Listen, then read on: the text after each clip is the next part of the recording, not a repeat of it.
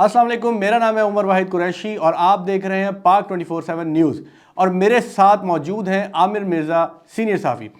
عامر صاحب، کیا ہوا ہے ایئر شو میں، دبئی ایئر شو میں؟ اس سے پہلے تو ہم دیکھیں نا کہ کل کیا ہوا تھا۔ کل یہ ہوا تھا کہ ایک تصویر میڈیا میں آئی تھی، انٹرنیشنل میڈیا پہ بھی آئی، پاکستان میں بھی وہ تصویر بڑی وائرل رہی۔ اس میں یہ ہو رہا تھا کہ تیل جو ہے تیجس سے لیک ہو رہا ہے۔ وہ تصویریں وائرل ہیں آج بھی۔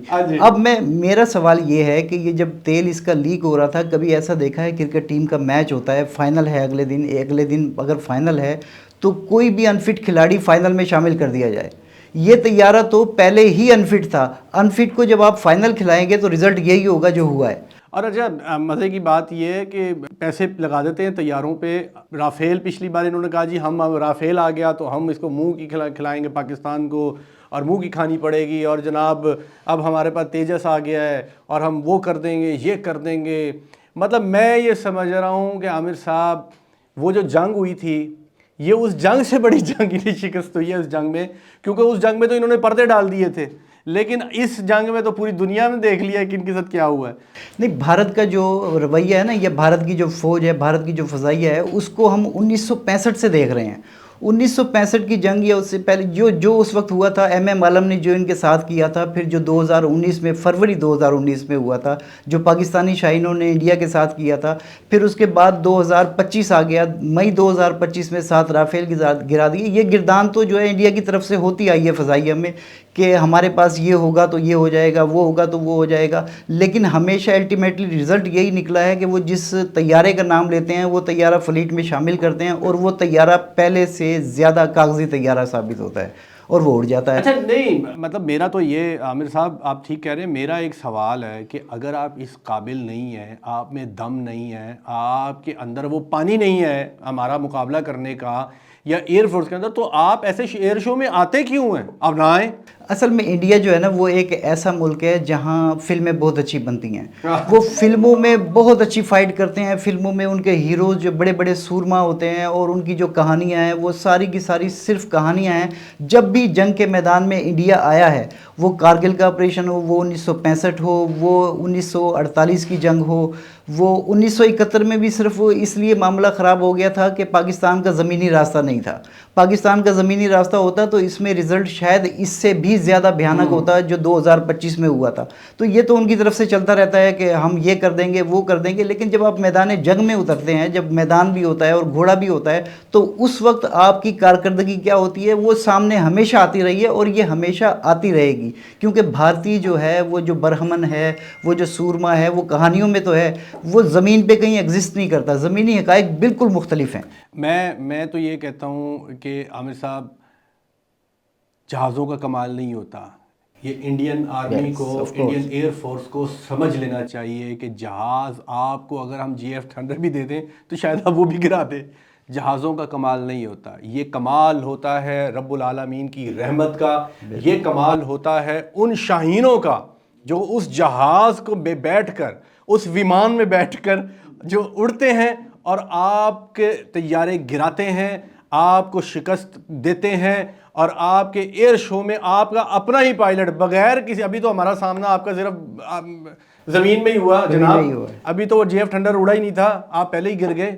تو ہمارا یہ جو، میں کریڈٹ یہ دیتا ہوں پہلے تو اللہ رب العالمین کو، اور اس کے بعد ان شاہینوں کو، ان جاں بازوں کو، اور ان سپاہیوں کو، ان ہمارے پاک آرمی، پاک ایئر فورس، ان کو میں دیتا ہوں کہ جن کی ایسی تربیت، ایسی ٹریننگ، ایسا مائنڈ سیٹ جس پر وہ اینڈ تک جہاز کو کنٹرول بھی رکھتے ہیں اور اگلوں کو مارتے بھی ہیں۔ میرا تو عامر صاحب یہی پوائنٹ آف ویو ہے۔ صوفی تبسم صاحب نے ایسے ہی نہیں کہا تھا یہ پتر ہٹاتے نہیں بکتے، یہ وہی پتر ہیں جو ہٹوں پہ نہیں بکتے، اور جو جنگ لڑتے ہیں تو پھر وہ یا غازی ہوتے ہیں یا شہید ہوتے ہیں۔ یہ جذبہ ایمانی ہے، یہ جذبہ ایمانی جو پاکستان ایئر فورس میں ہے، جو پاکستان نیوی میں ہے، جو بری فوج میں ہے، یہ جذبہ ایمانی دنیا میں اور کہیں نہیں پایا جاتا۔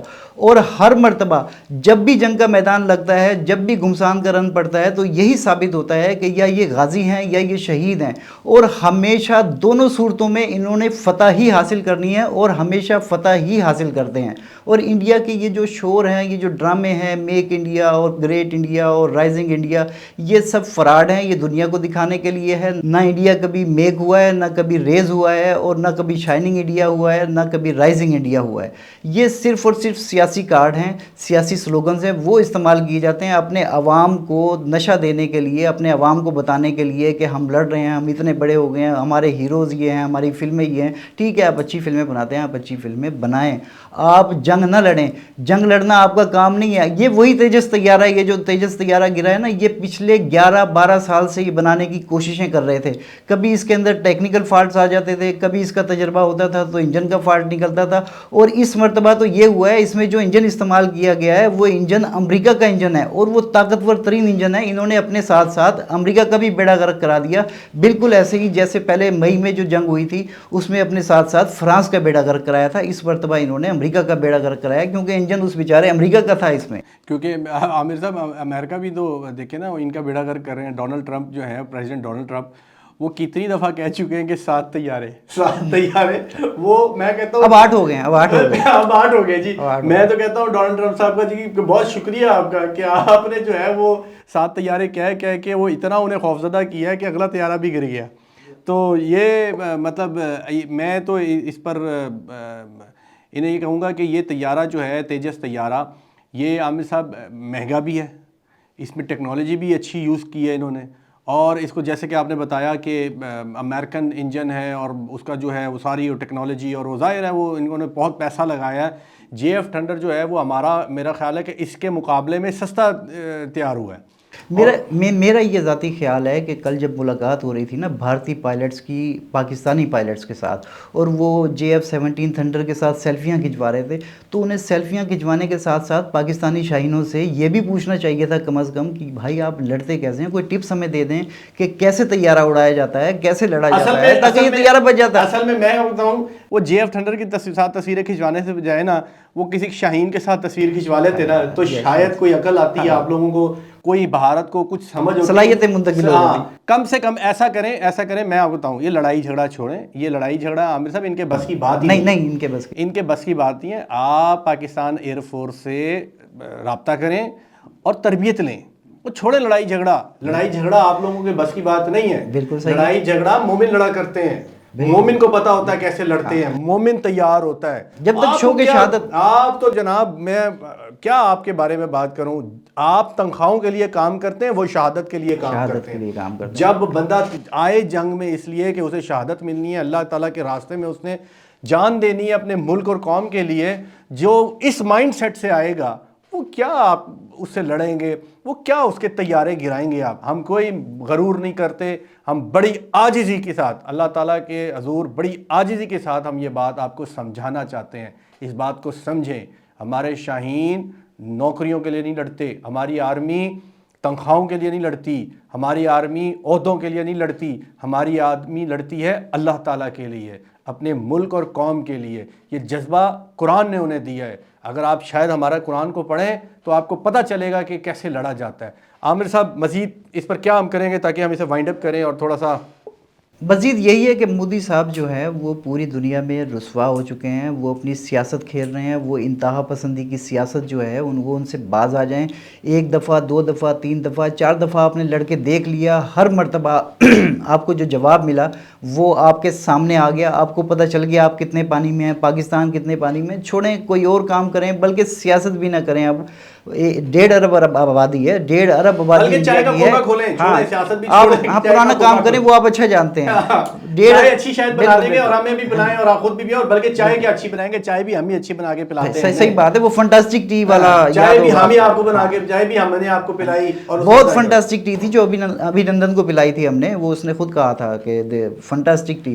تو آپ چائے کے کام کی طرف واپس جائیں، اور یہ 1.5 ارب آبادی جو ہے یہ غربت میں پس رہی ہے، غلامی میں پس رہی ہے، اس کو آزاد کریں اور اس کو شعور دیں، نفرت نکالیں اس کے اندر سے۔ وہ جو نفرت ایک پاکستان کے لیے مختلف خطے میں پورے، آپ جناب نیپال کے آپ کے مسئلے ہیں، سری لنکا کے ساتھ آپ کے مسئلے ہیں، بنگلہ دیش کے ساتھ آپ کے مسئلے ہیں، بھوٹان کے ساتھ آپ کے مسئلے ہیں، چائنا کے ساتھ آپ کے مسئلے ہیں، پاکستان کے ساتھ آپ کے مسئلے ہیں, آپ پوری اب افغانستان میں جا کر آپ اس کو یوز کرنا چاہ رہے ہیں پاکستان کے ساتھ, یہ چھوڑیں ایسی چیزیں. اور سب سے بڑی بات وہ مسئلہ, جو سب سے بڑا مسئلہ امریکہ کے ساتھ آج کل چل رہا ہے, اس کے تو آپ اتحادی تھے. اس نے تو آپ کو سپر میسی کے لیے آپ کو ایک کاٹ کا الو بنایا تھا, اور یہاں پہ آپ کو چودھری بنانا چاہتا تھا وہ, اور چودھری آپ نہیں بن سکے, تو اب اس نے بھی آپ کو تھپڑ ہی مارنے ہیں. تو چھوڑیں, یہ کوئی اچھا کام کریں. شکریہ, بہت شکریہ آپ کا.